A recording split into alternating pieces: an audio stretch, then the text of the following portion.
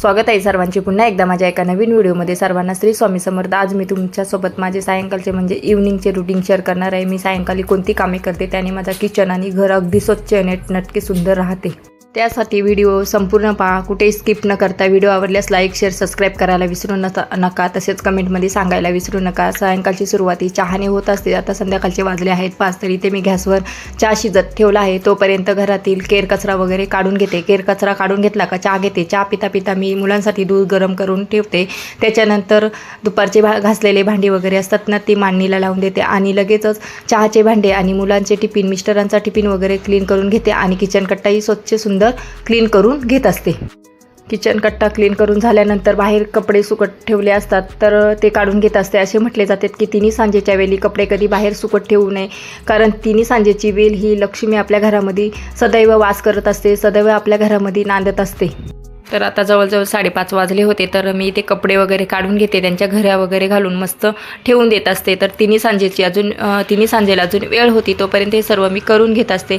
आणि हे सर्व आवरून झाल्यानंतर मी कधी मार्केटमध्ये भाजी खरेदी करण्यासाठी जात असते किंवा भाज्या वगैरे असतील तर ते साफ करून घेत असते किंवा माहीला गार्डनमध्ये खाली थोडा वेळ खेळण्यासाठी घेऊन जात असते। तर आज मला ना जेवणामध्ये वाळाची आमटी बनवायची होती। तर तुम्हाला सर्वांना माहीतच आहे वाळ निवडायला खूप असा वेळ लागतो। मग मी आता अजून तिन्ही सांजेला वेळ आहे तोपर्यंत हे सर्व मी वाल वगैरे साफ करून घेत असते। हे सर्व करता करता 6:30 पावणे 7 होत असतात, म्हणजे तिन्ही सांजेची वेळ होत असते। मग तेव्हा मी देवासमोर दिवा लावून अगरबत्ती करून घेत असते। त्याच्यानंतर तुळशीला एक दिवा लावते आणि आपल्या मुख्य दरवाजाच्या बाजूला एक दिवा मी नेहमी लावत असते, कारण मुख्य दरवाजातूनच लक्ष्मी आपल्या घरामध्ये प्रवेश करत असते, वास करत असते।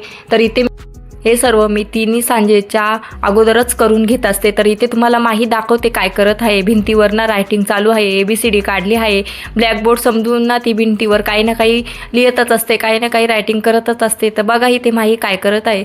हे सर्व आवरता 6:30 पावणे 7 होत असतात। मग 3 सांजेची वेळ होते। मग मी देवासमोर दिवा लावून अगरबत्ती करून घेते, नंतर तुळशीला एक दिवा लावते आणि आपल्या मुख्य दरवाजाच्या बाजूला एक दिवा लावून घेत असते। दिवाबत्ती वगैरे झाली का माहीला अभ्यास करायला बसवते, दादाला पण अभ्यास करायला बसवते। दादा स्वतःचा तो अभ्यास करून घेतो, माईचा अभ्यास करून घ्यावा लागतो। तर माईचा अभ्यास घेता घेता मी स्वामी नामाचा जप मनातल्या मनात करतच असते। माईचा अभ्यास करून झाला का मग मी 6:15ला जेवण बनवायची तयारी करत असते, म्हणजे जेवण बनवून घेत असते।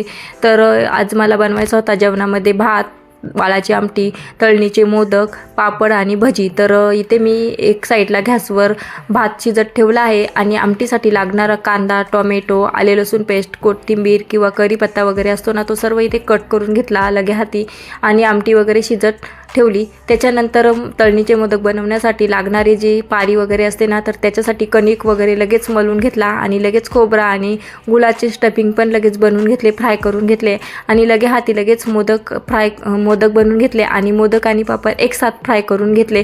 हे सर्व आवरता 8:15 वाजले होते। तर आम्ही जेवायला 8:30 पावणे 9ला सुरुवात करत असतो। तर अजून वेळ होता तर भजीचा पॅटर वगैरे मी बनवून ठेवला होता।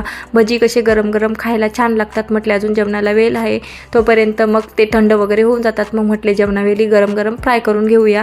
मग हे सर्व आवरून झालं का भांडे वगैरे जे पडलेले असतात ते लगेच क्लीन करून घेते। किचन कट्टाही थोडा साफ करून घेते आणि मग देवासाठी नैवेद्य वगैरे काढून घेते, देवाला नैवेद्य दाखवते। 8:30 पावणे 9 झाले का मग आम्ही जेवण करायला बसतो। तर जेवणावेळी मी काही शूट केलं नाही।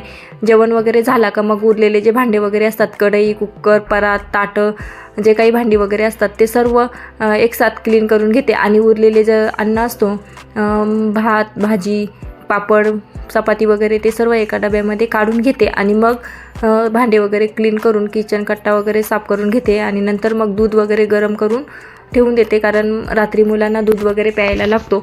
तर हे सर्व आवरता मला 10 साडेदहा होत असतात। तर अशा प्रकारे आहे माझं सायंकाळचं इव्हनिंगचं 5 ते 10:30 पर्यंतचं रुटीन। तुम्हाला कसं वाटलं ते तुम्ही कमेंटमध्ये सांगा। आवडलं असेल तर लाईक करा, जास्तीत जास्त शेअर करा, तसेच चॅनेलवर नवीन असाल तर चॅनेलला सबस्क्राईब करा। पुन्हा भेटू अशाच एका नवीन व्हिडिओमध्ये। तोपर्यंत सर्वांना बाय, श्री स्वामी समर्थ।